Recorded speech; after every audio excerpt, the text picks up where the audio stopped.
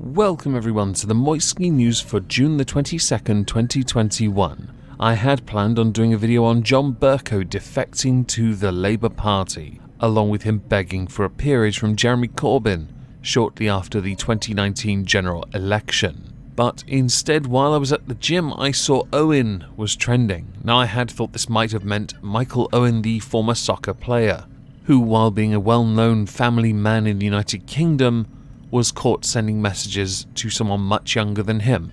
Legal age, but much younger than him, and he is married. Instead, though, it's actually Owen Jones, which is why the title of this is Owen Jones, the King of Inconsistency. But actually, there is a consistent aspect to him, and I should now state, for the sake of it, I have to give Owen Jones credit. When it comes to interviewing people, he will interview anyone of any differing belief. He actually will. Granted, it has to be on his terms, but he will still do it. He has championed the likes of George Galloway in the past, not for what he has been accused of doing or what he may well have done, but for what he has said in the context of where that speech is being addressed, i.e. attacking people of a certain belief system because they're fundamentally wrong. But that is as far as the credit goes for Owen Jones. He is a renowned, very far left-leaning, air quotes, neutral commentator stroke journalist. And by stroke I mean inducing. And he is about as neutral as acid rain. The reason Owen Jones was trending was because of Dan Hodges. If Owen Jones is very far left-leaning, then Dan Hodges is his opposite. Both of whom have been accused of either anti-Semitism or Islamophobia, intolerances, spurgery, and so on. We're not going to focus so much on Dan Hodges though, because in truth I actually don't care about somebody that writes for the Mail on Sunday. I have cited them as sources, but I usually find other sources to go with it. So, Dan Hodges retweets Falcon Malteser over an interview which concerned Owen Jones and George Galloway. Now, in the interview, Owen doesn't really challenge George much on some of his past actions. Many people have pounced on this and pointed out that that is ridiculous. Dan Hodges quoted something that Owen Jones has in fact said in the past.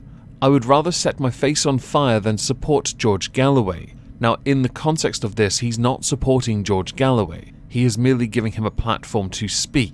But there is a point there.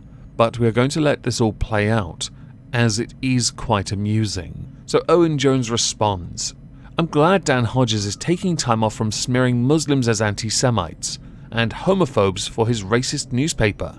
But here are my views on George Galloway, which are far more telling than a picture of me interviewing him." To support this, there are a bunch of screenshots where he has in fact criticised on Twitter George Galloway. One of the more interesting points is where he says, "Try googling my articles on Blair and come back to me." The fun thing here is, Owen Jones has voted for Labour ever since he was eligible to vote, which included voting for Tony Blair and every election since, which he himself confessed in a later thread we're going to get to.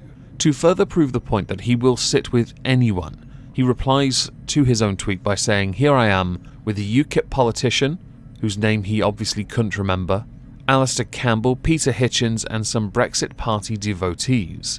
Presumably, I am now best friends with all of them, because I am not being photographed repeatedly punching them all in the face.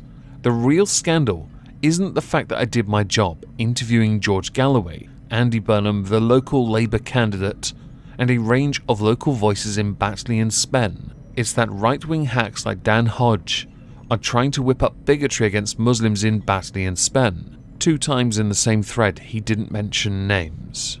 The former UKIP MP is called Douglas Carswell. He defected from the Conservative Party, and because many people did in fact ask him, the councillor he also didn't mention is Kim Leadbeater. Do try your best to resist any and all obvious jokes. I do want to come back to that thread in a moment, but I do want to finish with Dan Hodges' last response to this. don't get why Owen is still pretending he isn't a neutral observer, he's an activist, which he is. His YouTube videos further prove it. He pushes socialist policies and was so far up Jeremy Corbyn's rectum, it was very hard to get him out.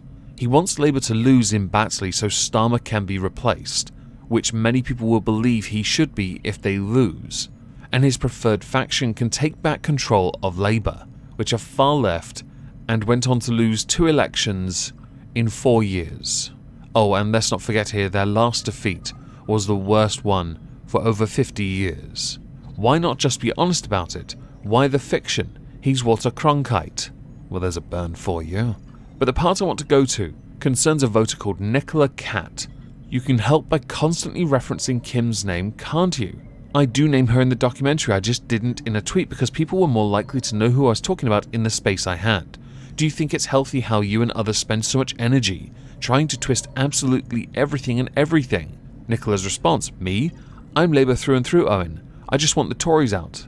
Doesn't often seem that you want the same, which is very much true. He wants a particular type of Labour and is still deluded enough to believe that version of Labour is the only one that can win. I firmly believe that he believes the 2017 general election was the only one that happened. To which Owen replied, and this is where we get the further proof he did in fact vote for Blair of all people, I joined the Labour Party at the age of 15 when Blair was leader, and have voted for it under every leader since. The fact you and others are trying to blame me for Starmer doing badly is one of the most desperate things I've ever seen. Nicola replies, you can vote for Starmer, sure, in the privacy of the polling booth, but in public, you do a fair bit to undermine him, and you have a public platform. You can spin that any way you want, but it is what it is. Now, to be a neutral observer, yet constantly seek to chastise your current leader because they don't support, or claim to not support, the policies that they did kinda support when someone else was in charge, makes you look like you are undermining that person. To which Owen replies, Labour's polling has not collapsed because a Guardian journalist, yeah, neutral, thinks Starmer's leadership is going badly. Most of the media have given him an easy ride. No, they haven't. As have his MPs. They haven't. Quite unlike his predecessors. Please re-enter the real world. The final reply that I think is best.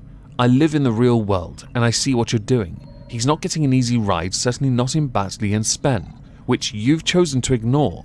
That in itself is disgraceful. Maybe if you've lived through the Labour 70s and 80s and the Thatcher years, you would fight for a Labour government. Key difference here is there are versions of Labour now that people support and don't support. It's the same with the Conservatives. There's that centre-left and then far-left. There is no middle ground because there's a refusal to work together. And then the Conservatives centre-right and far-right. You can make up your own mind on that one, but it's not relevant to this.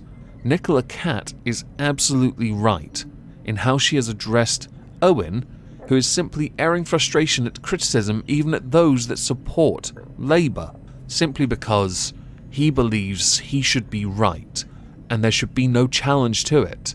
It's like an appeal to authority. You are the voice and therefore you must be listened. You're a pathetic worm, who I earlier said was about as neutral as acid rain. You are also about as much a journalist as Eddie Van Halen is alive. I'm going to link all the tweets down below, by the way, because I'm genuinely interested what you think about all of this. Please do let me know in the comments down below. I hope you'll have a fantastic day, and thank you all very much for listening.